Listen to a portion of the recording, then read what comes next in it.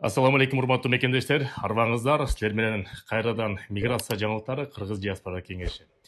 Сөз баштарынын астына биздин YouTube жана Telegram каналды колдоп, катталып, достор менен бөлүшүп коюңуздар. Себеп деген миграцияга тиешелүү эң актуалдуу расмий жаңылыктарды ошо биздин каналдардан ала аласыңыздар.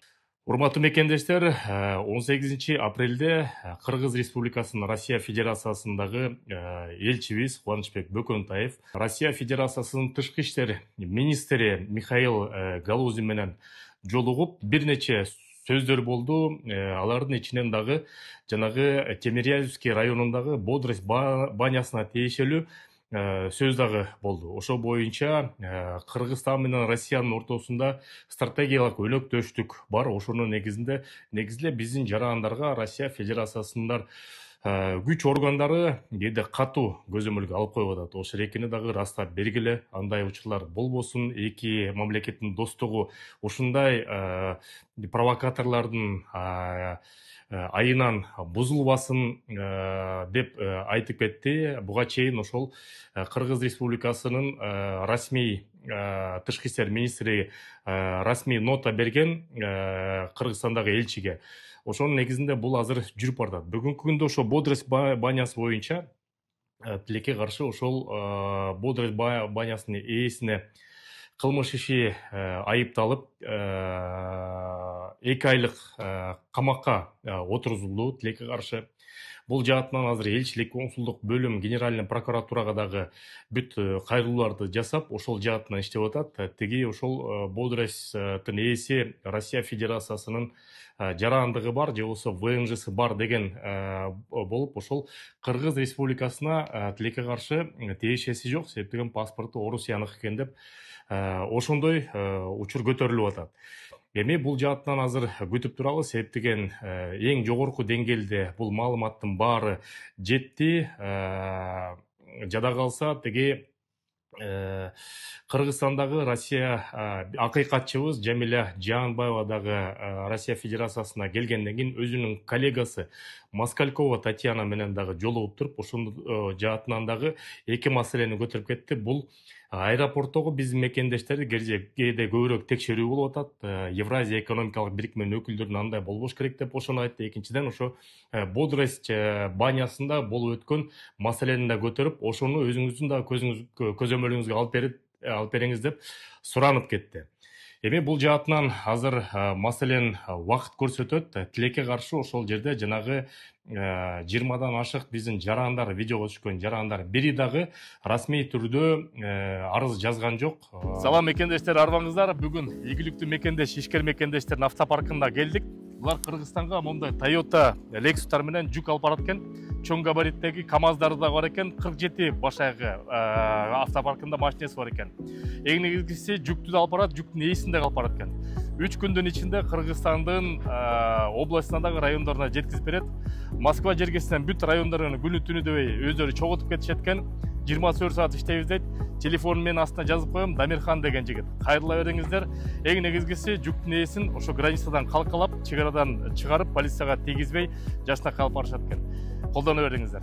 Бул албетте жумуштун токтоп калышына же болбосо ары жүрбөй калышына дагы себеп болот.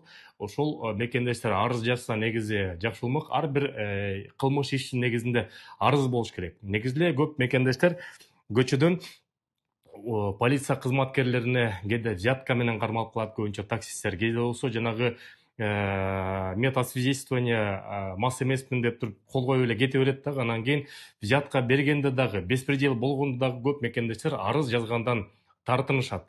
Ошо арыз жазса, эгерде баягы диаспорадагы, андан тышкары консулдук бөлүм дагы, элчилик дагы, миграция өкүлчүлүгү дагы ошо арыз ээсинде Россия тарапка конкреттүү претензияларын койгонго мүмкүнчүлүк болот эле. Ошол жааттан тилекке каршы арыздар жазылбай атат.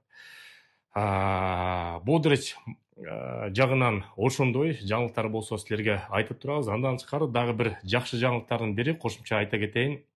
Россия Федерациясы мамлекет Думада бир нече көптөгөн депутаттар бар. Ошолордун ичинен Константин Затулин дайыма мигранттар үчүн жакшы сөздөрдү айтып келет. Антимигранттык мыйзам кабыл алганда дагы дайыма ошо же калыс же болбосо против деп туруп ошо өзүн айтып келет. Ошол Константин Затулин айткан бир сунуш бар.